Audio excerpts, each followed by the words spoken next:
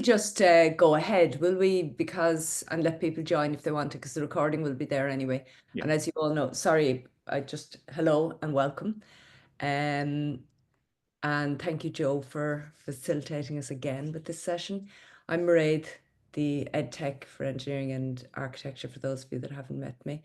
And I think we'll just continue, and just so that everybody knows that the session is being recorded and the video will be distributed afterwards for those that don't quite make it. So Joe, I think you can just take over. Crack on. Thank you very Thanks. much, Mairead. Good to see everybody. Thanks for coming. As always with these sessions, chat is encouraged. So, oh, my dog is barking. Probably there's somebody arriving at the door, I think. Just let me one second while the dog barks. Let me go and see what's there.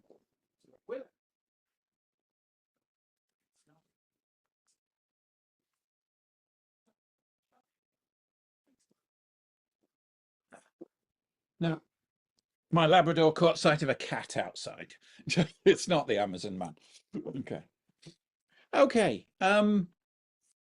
So for each of these sessions, and I think this is number 9 that we've done, and if you haven't come to one of these before, they have all been, I think all of them been recorded, and Mairead has them all somewhere.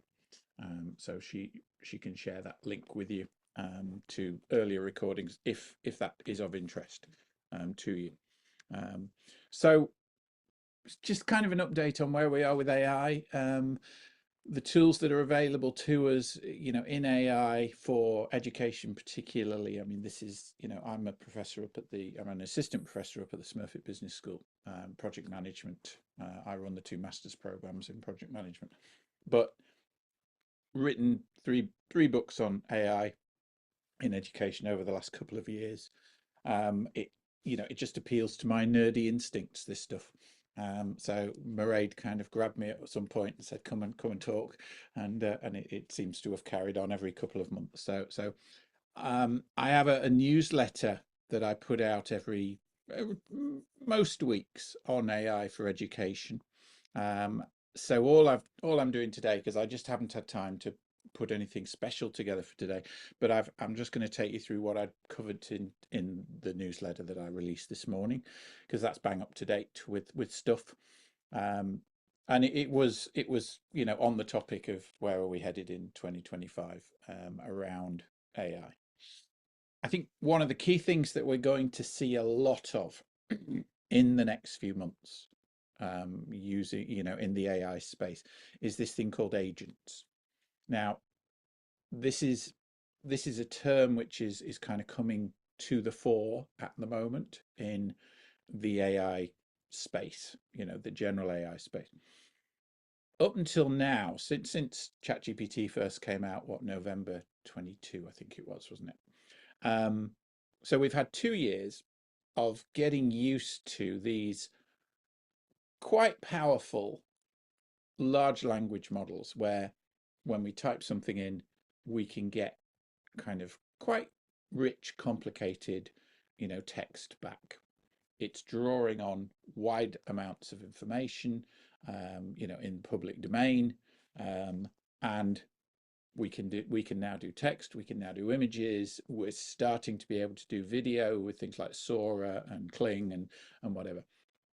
But it's generally been kind of single things that we can do at a time. So you might ask a question of, Gemini or ChatGPT or Perplexity or whatever, and it can generate you a 4 or 5 page document quite easily, but kind of that's about the limit of what we've been able to do. Now that's a lot better than we ever had before, and it's kind of been, oh wow, yeah.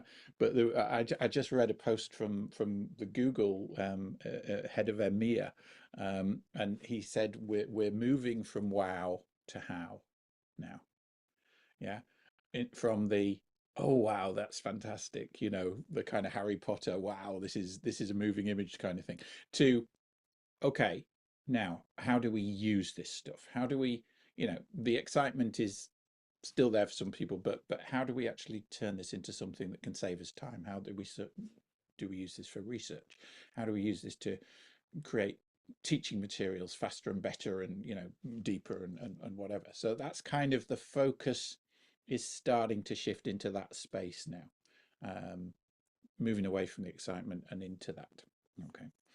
So these agents are going to be more intelligent AI, which will be able to string together a sequence of tasks. So if I ask you to go and do a lesson plan, you're a research assistant for me, and that's effectively what the AI should be regarded as, a research assistant. Yeah. You might say, okay, go and put together a lesson plan on risk planning for the session in a month's time or whatever. Okay.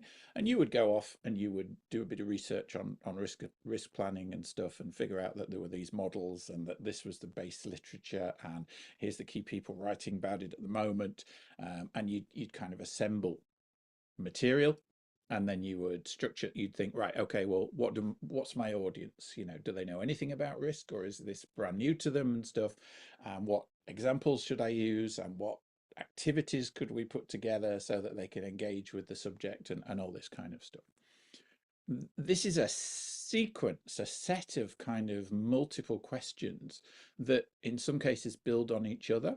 They're all linked in some way, and as we assemble a corpus of information, we then, build off that in different ways to create different artifacts and different things. That's what these agents are going to start to be able to do. And already they're starting to be able to do that.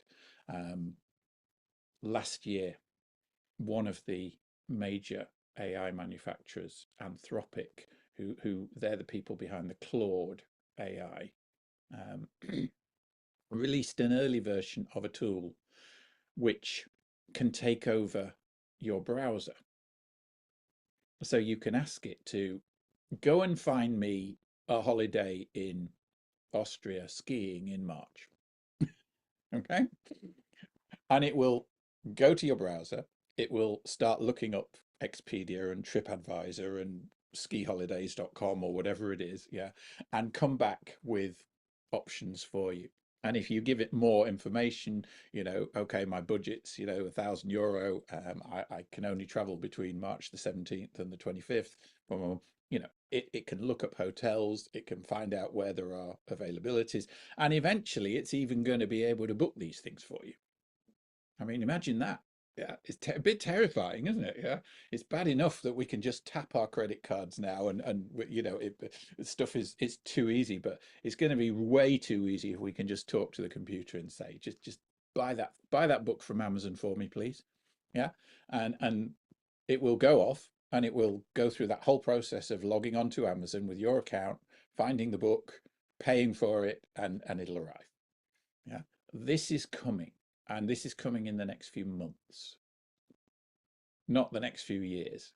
Okay, this is this agentic AI, these agents being able to string this stuff together. Okay, and I mean from an education point of view, I mean that's quite exciting in terms of it will perhaps let us do activities, strings of activities, sequences of activities that now are quite manual. But once we've, figured out how to give the right instructions, some of this stuff will be able to be done by the AI. I've just finished. I've just finished my grading for last semester a few weeks back, and I put all my grades into a spreadsheet. I've got my student numbers and names, and the different assignments with the percentage at the top of the column and all the rest of it, and I'm recording all the letter grades and stuff, and then I have to log into Gradebook. Yeah, and I have to find each, the course and then each student and then put in the right letter against each assignment and all the rest of it. And I know that there is a CSV file upload that you can do. I've never kind of gone down that route. So it's quite a manual process, takes a couple of hours, but very soon I'll just be able to set up a little agent and say, okay, I've got all my grades in here in Excel, just log into Gradebook and put them all in for me. Yeah, and it will do it. And I'll just be able to leave it off and it'll do it in the background. Okay, so this kind of stuff is coming, um, and you know, I think it's going to change the way we use a lot of the AI. Anthropic have released a new free little course on building towards computer use. Okay, so this is a course that they've just released, and it's free enrollment. It's an online course, and if I click on here, it'll take you to it. So there it is, and you can just run this course, and it's a normal online LMS type course with different lessons that you can listen to and click through and all the rest of it. Okay, so if this is of interest to you, it's an hour and a half, 9 video lessons, some code examples and stuff. Doesn't cost anything. Might be of interest if this is something that interests you. Okay, so that's that. I'm putting together a brand new module at the moment for the Institute of Bankers. They've asked me to teach a module on responsible use of AI. So this has been a lovely opportunity for me as an educator, because I haven't actually put together a brand new module for a few years now, to actually kind of like say, okay, well, blank slate. I've got the general program learning outcomes, but apart from that, I can do what I like in this module and stuff. And I've been using some of the current AI tools to help me assemble information and start to kind of pull it together in different ways. So 3 that I've been using, and these are all quite useful at kind of doing quite in-depth research. Okay, now some of it is general research across the board. It's not necessarily all peer-reviewed journal papers and stuff like that, but I'm to be honest, this course that I'm teaching isn't kind of predicated on being peer-reviewed journal articles. A lot of it is current information in the general business domain. This is aimed at kind of the financial services sector, part-time workers just wanting to know about AI and how to use it and all this kind of stuff. Storm from Stanford, okay, is it's just come out of beta, so it used to say beta, but it looks like it's now full on. Okay, and what this allows you to do is put a topic in. So I don't know, well, let's say responsible use of AI in financial services. Okay, so responsible use. There we go. Okay, you've got the option of choosing. Yeah, oh, it's only giving us Bing as an option. All right, okay, that's fine. Now, create an article. Okay. So what this is doing in the background, and you can see at the top here, generating your article, start identifying different perspectives. So what it's doing now is it's going to ask us a few questions. Okay, so motivation and what I want to achieve with this topic. Okay, so basic intro course for part-time workers in Irish financial services, to explore AI and responsible use. And it's already starting to look up stuff. Okay, so it's going off and it's taken my initial prompt, it's taken that other prompt, and now it's looking for stuff. So you can see it's browsing, it's going off to the internet and searching stuff and pulling this all together, and then it's going to generate an article, and over here we will get a table of contents pulled together. Okay, limitations of this tool at the moment, I can't point it at specific data sources. I just kind of have to let it go off and it'll find what it can. Okay, so it would be nice, I mean, in Perplexity's search engine, for instance, you can say, focus on academic sources, or just focus on, the web or whatever. But here we go. So we've got a table of contents here. So there's a summary, Okay, now notice we've got cited sources throughout, okay, which is good. Regulatory framework, yeah, ethical considerations, some risk management and stuff, cybersecurity, some case studies. Okay, and I mean, I didn't give it a whole lot of detail here, but I mean, this is quite a long document. And then, yeah, it's asking us to rate the generated article. Okay, and it didn't take too long to do. And if we want to follow off, to these sources, it shows you, where it's coming from, and I've got the URL there, so I can click on that URL, and hopefully it is a real URL. The start of Storm, there were a lot of hallucinations. But what I've seen is that as it's developed over the last few months, I'm seeing many, many less hallucinations. I think they seem to have grounded the AI tool a lot better than it was before. Okay, so we can come back to Storm here and let's have a look at another one. Okay, there's Cambridge Handbook of Responsible Use of Artificial Intelligence. Okay, great. So, yeah, so there we are. And there's even a chapter on artificial intelligence in financial services. Fantastic. Okay, so these are good resources. Now, that chapter is available as a PDF. Look at that. So if I save that PDF now, yeah, so let me, if I let's save that PDF, yeah, does it tell me exactly where? Yeah, so I now have a under Dropbox. I've just got an AI folder where I'm putting useful information around AI, documents about AI and stuff. So I'll just save that into there. Okay. And that now is becoming kind of a repository of current AI information that I can then bring into things like Notebook LM, or Claude projects or whatever, and then interrogate. So nice and easy to do that. But there's my Storm document. Now I would like Storm at the end of this document to give me a full set of references, citable, with links and all the rest of it. It doesn't do that at the moment. I just have to click on each of these links to go to them. Yeah. Another tool that I'll show you in a minute does do that. And the other thing that Storm doesn't do, it doesn't give you a kind of copy and download this article option. So if you want to now use this article, you've actually just got to highlight it all like this, and then copy it and paste it into a Word doc. It'd be nice if there was just an easy way of downloading it as a text file or as a Word doc. There isn't.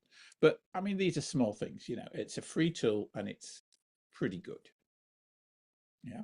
Anybody seen Storm? Anybody played with Storm? No? I can only see Sue. She's shaking her head. Yeah, no, Miguel, no, you haven't either. No, okay, all right, okay. So that's Storm. Let me come back to Notion, and there's links here to it. And here's an article that it created on Lego Serious Play. I was looking at that because one of my colleagues went on a Serious Play course the other day. The one that I use most of the time now is this relatively new tool. It's been out about 3 months from Google. It's called DeepMind, Deep Research. It's behind their paywall, so you've got to be a Google Pro subscriber. So if you're on the free Gemini and Google stuff, you haven't got access to this. But if you go to gemini.google.com, okay, and you log in, so I'll log in as me. Okay, so here's Gemini, and up in the top left, just like with ChatGPT, you can drop down a list of different models that you can use. So once you've got the Pro version, you've got this ability to get Pro with deep research. Okay, this is a completely different beast to just general Gemini or general ChatGPT. Okay, so 1.5 Pro with deep research. So let's ask the same question as we asked Storm. Okay, so create me a comprehensive introduction to the responsible use of AI in, I'm going to say Irish financial services. Okay. Um, give me Irish company case studies, um, explore practical implications of AI tools and use in financial services. Um, audience is part-time, level 7 students on a diploma course of 8 times 2 hours sessions. Okay. Now, what this will generally do, I'm hoping that it doesn't make a liar of me, is it will now put together, yeah, so it's now put together a plan. Okay, so it's not gone off and just done what you asked. It's said, first things first, let me put up a plan together. So here's the plan. Okay, so it's going to research this, it's going to do this sequence of 7 steps. Okay, and if you scroll down to the bottom, you can edit this plan. Okay, so if I edit the plan, right, here's the plan. Okay, so go find information on AI adoption in Irish financial, find some case studies, find some research papers, find information on ethical considerations. Yeah, find out stuff about the regulatory frameworks. Yeah, then create a structured 8-session course plan. Yeah, and then include things like interactive elements. Da, da, da, da, da. Okay, well, that's not bad, is it? Straight away, it sounds like that's a pretty useful plan. So let's tell it just to go ahead. Okay, so that's fine. Yeah. Okay. Okay. Um, go ahead. Okay. So now it's going to go off and it's going to start doing its research. So those 7 basically agents. Okay, so it's kind of submitted 7 different jobs. It'll do job 1, and then it'll do job 2, and then do job 3. But each of those jobs will also bear in mind the data that came back from the earlier jobs. So it's building up a set of knowledge. Okay. Now this can take 2 or 3 minutes. The longest I've ever had it take was about 10 minutes. But when it took 10 minutes, it generated me a 75-page report. Fully referenced and cited. Yeah. Which is just like way beyond what you can get from ChatGPT or Perplexity or Claude at the moment. So already it's starting to kind of build up research. 39 websites so far. Okay, and as it goes through the different steps, because those different steps are different types of research, we're probably going to see this number going up. Now, we don't have to sit and watch this. Okay, you can go off and do something else, and when it's finished, it emails you and says finished. Okay, but I'll just leave it up so that you can see what's happening. But I mean, these look like reasonable websites, most of these that we're seeing. Now, what will happen when it finishes is it'll say I finished over on the left, and then we'll get up in the top right hand corner here, we'll get a button saying open in Google Docs. Okay, and the resulting report that it generates, yeah, we click on that and it just opens as a fully formatted Google Doc. So I mean, it makes the whole thing really simple and easy. And then that's just a Google Doc, and you can edit that as you want to. You can reform, but it's already formatted with heading 1s and heading 2s and all the rest of it. It's got a table of contents and all the rest of it. So I mean, this is a pretty good way of doing research. And if you want it to focus on peer-reviewed journal articles or whatever, put that in the prompt. Okay, I've told it a couple of times. I said, right, just use Google Scholar. or just use whatever literature I wanted it to use, and it seems to kind of follow instructions quite well. And because it's part of the Google family as well, saying use Google Scholar seems to work really, really well.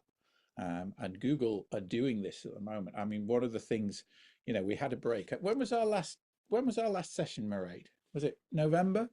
Something like that? Um, I can't really remember exactly when it was, but Sorry, I was muted. Yes, it was November. Yeah. was it November? Yeah. So I mean, Yeah. we're 2 months down the road, and since November, Google have really raised their game. I wasn't. I had them way down the list in terms of the AIs middle of last year. All of a sudden, they realised we're behind the seat. We're behind the times here. Yeah, OpenAI and the others are eating our market share. So they've really stepped up their game. And that's my wife ringing me. She knows I'm doing a talk now.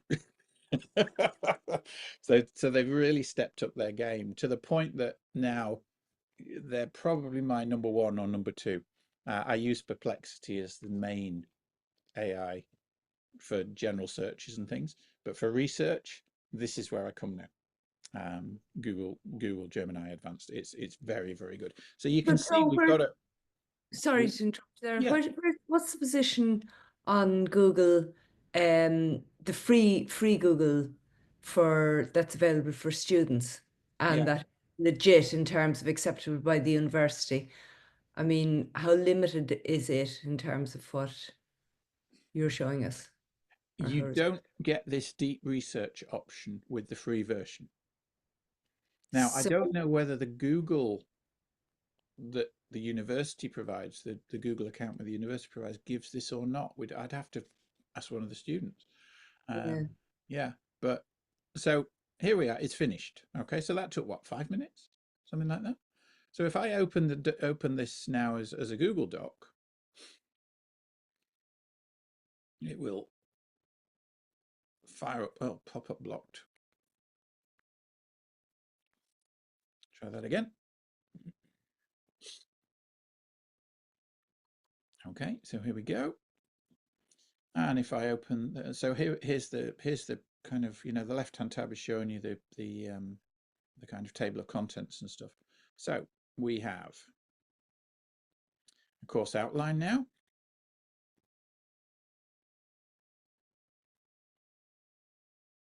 And I mean, this doesn't look too bad straight off the bat, does it? As a general introduction to responsible use of AI. Now we've got some pretty up-to-date information coming in here. And again, all these things are referenced. So there's you see the little superscript there, superscript number 2 there and stuff. We have all this stuff referenced. Okay. Case studies, practical implications, ethical considerations. Okay, some stuff around different risks. So this is a 9-page document, and then at the bottom, works cited. Okay, so we've got all the works that it cited are available, and let's click on one of these and see whether it works. Ta-da! Page not found. Look at that. So sometimes you've got to go and check your references still. It's not perfect by any means, but most of the time it seems to be reasonable. And then if not, then have we got, let's try another one. Okay, so that one's a real one. Yeah. So you still do have to do the due diligence. You can't just, it's not doing your whole job for you at the moment. But how long would it have taken you to put that structure together like that from scratch? Probably more than 5 minutes. Yeah, so we can look at this now, and now we can deconstruct it, and we can say, well, that's not quite what I want, and I want different sessions or whatever, but it's a good start. Yeah. So this has strung together. This has completed quite a complex sequence of events, and then we have a working document that we can start with, and I'm showing students this now, and I'm saying, look, whether you're using this or whether you're using one of the other AI tools, yeah, assembling information using tools like this is now much easier. But I'm also showing them like how to do more complex prompts as well. I just didn't do a one-line prompt. It was three or four, reasonably detailed lines. And then you might go back in, yeah, and say, well, that was okay, but now I need to refine things. Okay. Replace session 3 with, a session on X or whatever. And then it would go and have another think, and it would, generate me another sourced document, with a deep dive into, what I wanted for session 3 or whatever. I don't think it's not fundamentally doing anything we haven't been able to do before, but it would have taken us a lot longer. The AIs have got their kind of hooks into so much data and so many different data sets now that this is really giving us that ability to pull and assemble coherent information in a much quicker way than we've done before. I'm going to stop talking for a little while. Have we any questions? Have we any comments or responses to that, what I've just shown you? I, Miguel. Thank you, Joe. Very interesting presentation. And I was kind of like just thinking about that and trying to navigate in Gemini right now, just like to follow a little bit. And I guess it's mostly about how you basically give instructions to the platform, and then like also to validate the information that you're getting Yes, back as well. you've still And I got to do guess that validation. yeah, It's so right. easy just to accept it, isn't it? And say, oh, this looks great. Yeah, I'll just publish it. But you Yeah, can't be yeah. doing that. Yeah. And when we talk up, like, for example, about like giving assignments to students, it's like, I guess it's like we cannot go against these technologies because they are already there, That's right. right? But I guess it's kind of like guiding them to how to use them in the right way to get appropriate information, and Yeah. then like to get the criteria to actually reject some of the information that is not like Absolutely. properly You're referenced. absolutely right. This thing of critical thinking, this thing of like, is the information good? Is it not? So, what I do is in class now, I do exercises and I might show them just what I've shown you just now. And then I might kind of split them into groups and say, right, take that document now and go and critically analyze the document. Go and check the sources. Go read through the document and see whether it sounds right. If it doesn't sound right, it probably isn't. Yeah. Is there anything you would change in that document? Is there anything that seems to be wrong or whatever? And it's amazing then that starts really interesting discussions and people find, sources that were wrong or were hallucinated. And then they say, well, if that bit of the document is based on this source and it doesn't actually exist, then we need to rewrite that bit of the document, or or that we'll take that bit out and stuff like that. And this is a very useful, because now we're moving from the students just being passive kind of listeners to they're now engaging with the material, and not just engaging with it, they're critically engaging with it. They're deciding, is this good, is this bad? They're flagging up questions when they don't know the answer. And that's when I'm kind of, rather than being sage on stage, I can now be a coach, I can be a facilitator. I can say, well, I might give them the answer, or I might say, well, go and find the answer, find out the answer to that question. Yeah, and so you're kind of doing that Socratic thing of pushing them a bit harder to explore more and whatever. But sometimes they need that relatively safe space in the classroom where there's somebody with a little bit more knowledge than them to kind of guide them down that path, if you like, of exploration. I don't know. What do you think? Do you do anything like this with your Yeah. classes or your students? No, not yet. Like we were like actually like having the exams, like written exams so far, because we haven't been sure about how to use these technologies. Yeah. But I know like it's kind of like it's evident that we have to use them at some point, or they are using them, so Oh, we they're have to learn using. how to Oh, use don't. them Yeah, as well. absolutely. But I guess it's like kind of like the critical way of thinking is kind of like, okay, did the did the platform ask for information to reliable sources, like or like or it's only like getting sources from specific. Yeah. Also, it's kind of like something that probably we will need to know a little bit more from Yeah. each platform that we're using as well. Like, for So it's, example, the you know, Google that, one. and that's something you can do. You can go down here and you can say, well, let's have a look at the sources that they're using. Okay. So what have we got here? You know, we've got some stuff from the Professional Academy, Irish Tech News, Deloitte. That's probably a reasonably credible source, you know, big consulting company. Okay, you know, AI Ireland. Okay, that's maybe a good source. You know, so some of these sources you might think, well, yeah, these are pretty good. Others, they're just blogs or whatever. You know, we might have a look at those, and anybody could write anything on that blog. Does it, so go and have a look at it and assess it and see whether it actually, because some blogs are really good and they're very Yeah. current, and you know, they're written by experts and all the rest of it. Some blogs, you know, are rubbish. So again, it's just engaging the students in that kind of discourse, isn't it? That kind of thinking, to move them in. Yeah. Okay. Anybody else? Anna, you turned your camera on. Yeah. I did. It's not because I wanted something to say. It's just I find it very new as well. I only use it sporadically, but it looks very, very useful, especially if you're able to look at the sources and just understand what that, you know, Yeah. whether you trust. I did a talk to one of the other universities, business schools, staff last week. 80 people in the room, all lecturers, professors, you know, of business. Um, so at the start of my talk, I said, okay, who's using ChatGPT? Every hand in the room went up. Every hand. Yeah. Um, who's using Perplexity? 3 hands went up. Yeah. Claude, another 3 hands.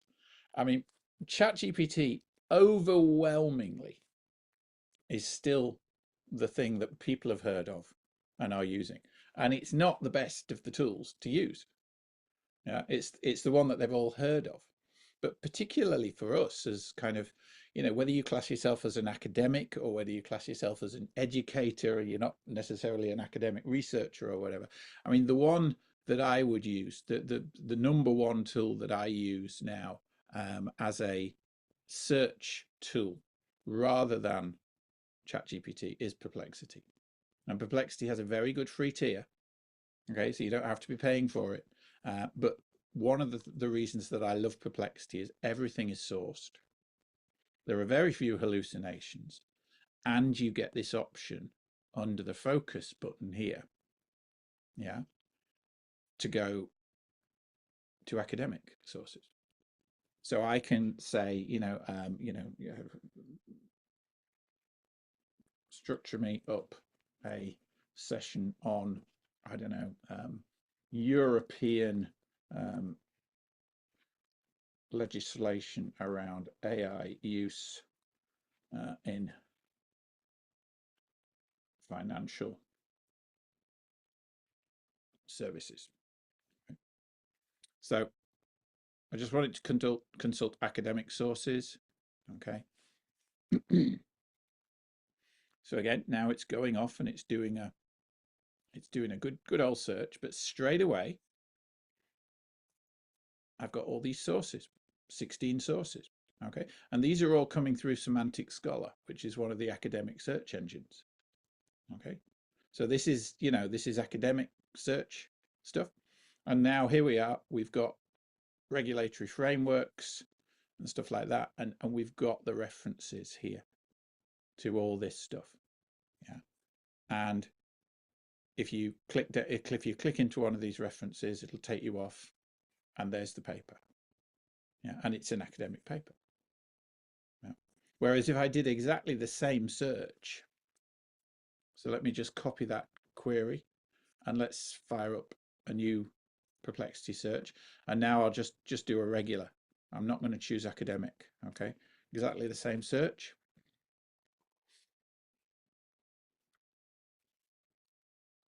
And we'll see a completely different set of sources. It's taken me back into the same one. 16 semantic scholar sources. Right. Well, let me just close. Let me open up a new instance of Perplexity. Perplexity AI. Boom. Boom. Okay. And I'll make the focus the web. Okay. Boom.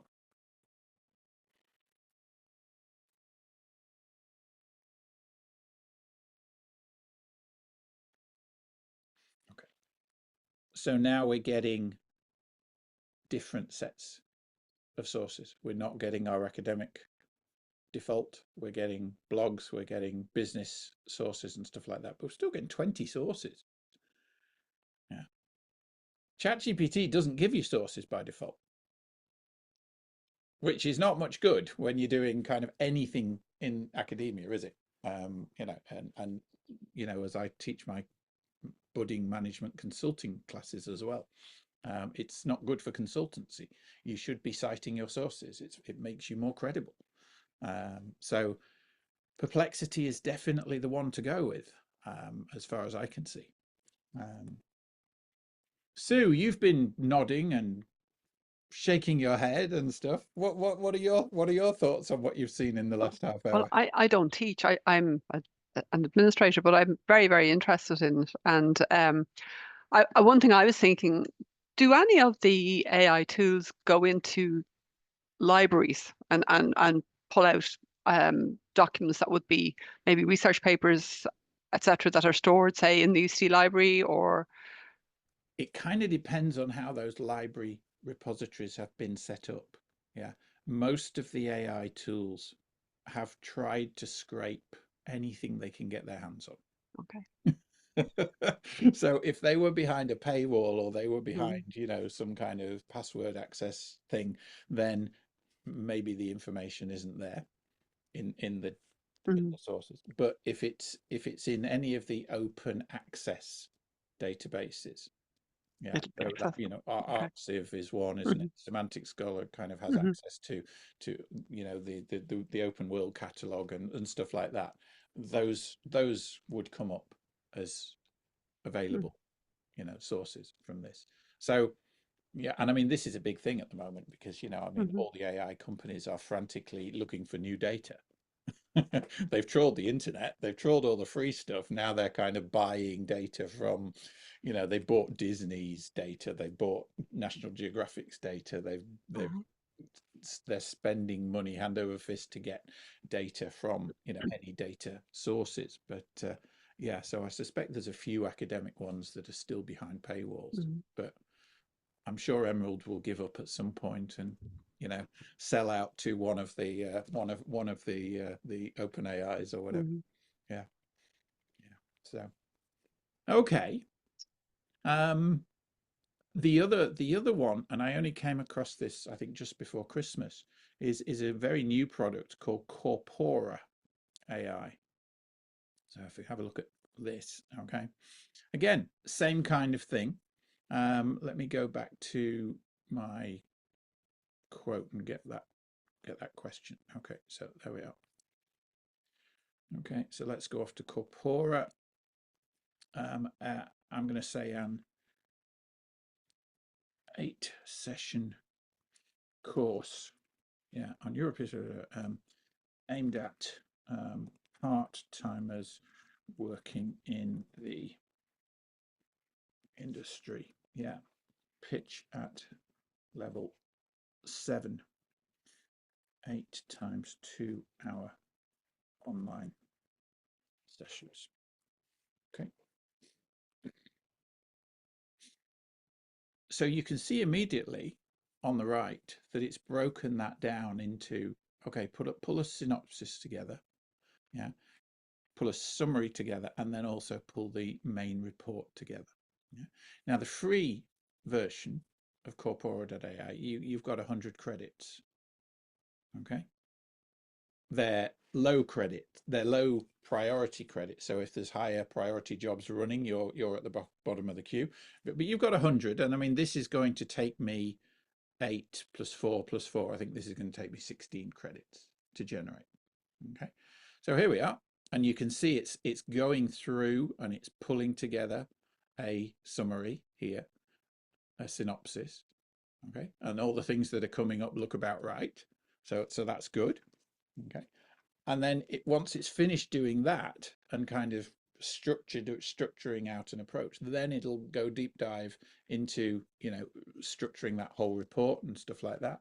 So I can tell it that I want to build those. Once I've seen the synopsis, I can say, okay, yeah, based on that, go and do this, and it will generate, you know, a big long report. Now, rather than just make you watch that, yeah, I did put in, oh, maybe it's in my newsletter and the link didn't come over. Let me go to the newsletter directly. AI newsletter. That's the one I've just released this morning. And if we go down to Corpora, DeepMind, here we are. Here's a link to the 70. So this is one that I generated in Corpora a week or two ago. Okay, so there's a report. Okay, and there's a table of contents. Okay, and if you want the whole thing in one document, we can go here, and if you look at the size of the scroll bar now, okay, so this is a 75-page document that Corpora has put together with all the sources, okay, all clickable sources. You know, we can see all these sources here, yeah, and if we scroll all the way to the bottom, so there's a lot of stuff in here. Here's all the sources that it used. How many sources did it consult? 398. Yeah, 398 sources. Okay, and you've got links to all of these sources. Yeah, and you click on them and you're through to the actual papers and stuff. So this is, you know, it's pretty impressive.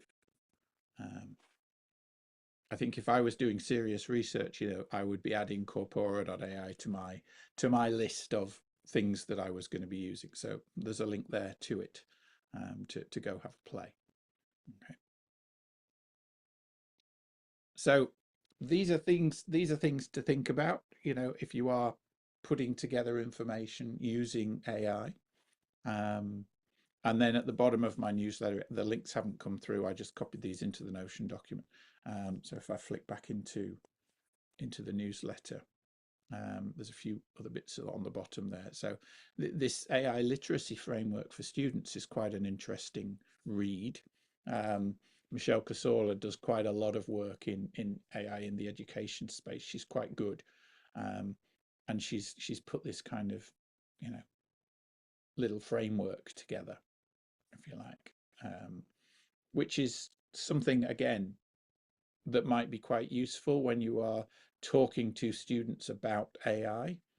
Okay, you know, so things like critical evaluation of the tools, okay, and, you know, ethical evaluation of using AI in their academic work. And I mean, every module now, within the first 3 weeks, I do a 2 or 3 hour session with my students on the use of AI. And I say, you can use it, but here's how you use it. Here's the tools that I recommend you use. Okay, and I show them the free tools that they don't have to pay for. We talk about the ethics. We talk about the fact that plagiarism is still a thing. You know, at the moment, what I say to my students is, if you use AI to create, you know, some words, a paragraph that you want to put into your paper, put the paragraph in, and just like you were citing from a normal paper, yeah, I want you to cite the ChatGPT or Perplexity or Claude or whatever. Okay, so this was generated by ChatGPT, okay, accessed on date, and the prompt used was, and then you put the prompt in. Okay, so at least I can go back to ChatGPT or Claude or whatever, put that same prompt in and kind of see whether what came out looks about right. I mean, it's not the same every time, but it's good enough for the students to get into their heads that the ChatGPT material is not their own material. It's an external source, so they can't pass it off as their own. Yeah, and that's really fundamentally what we need to be teaching them, isn't it? That you know, there's an ownership of work, if you like. So for now, that's good enough. I'm sure there will be better ways of citing AI work that standardize over time, but there isn't one standard that I'm aware of yet. So that's, I think, something that we can be thinking about. So that little AI literacy framework from Michelle is worth having a look at if you are going to be engaging with the students in this kind of work. I think I'm done. I'm going to stop the share there. We'll take any final questions. Haven't heard from the others. Anna, Louise, Tabassum, any thoughts, any questions, any observations? No? Okay. No? Everybody's very quiet today. Yeah. Just thinking that Oh, there's Tabassum coming on. Yeah.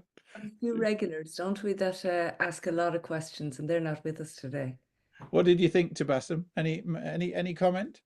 No, this was my first time joining the seminar, and it was very good. Especially the Gemini one. I wasn't up to date with what they're up to until recently, so that was very good. So thank you for sharing that. No problem. And Mairead, we've run, this is number 9, I think, of a whole series that we've run over last year. And if you're interested in exploring other tools, we've explored lots of different tools across those other sessions. And I think, have you posted the Notion document link as well to each of the sessions, Mairead, with the videos? What I tend to do is I post the video and say the last time round you asked me to put all the chat links in, so I did that. Right. So unless there's something that I've sometimes I get a paragraph from you before. Yeah. And I put in any links that you give me. So yeah. And yeah. I'll put my email in the chat. That's Yeah. the easiest one. Everything comes into joe.houghton@gmail.com. So Tabassum, for instance, if you went back to one of the earlier sessions and you wanted a link to one of the things that I'd talked about and you couldn't find it, just email me and I'll send you the link. Always happy to do that. And so anybody that's looking for the videos, I have a link to the EdTech resources folder on the bottom of my signature on my email. Right. So and there's lots of resources in there that for academics anyway, but it's the first folder at the top. It's called AI. Right. And in there, there's the series, and anything that you give me to put up goes in there as well, or notes of interest, Cool. So if you've got an email from Mairead, just look in her signature and follow that link, and that'll get you to all that's the the simplest. videos. Yeah. Super. Okay. Well, I think we're almost at 2 o'clock, aren't we? So I think you've had your money's worth. And I hope we'll double my prices for next time, Mairead. Yeah. we'll chat behind the scenes, and I presume probably in about 2 months we'll do it. We'll do another one. Yeah. Again. Yeah. No problem. Thanks everybody for coming. Good to see you all. And those of you that are on the recording, I hope you enjoyed it as well. And we'll see you in a couple of months' time for another update. Okay. Yeah. Thank you very much. Thanks for Joe. coming. Okay. Thanks, Joe. Thanks, Mairead. Bye. Bye.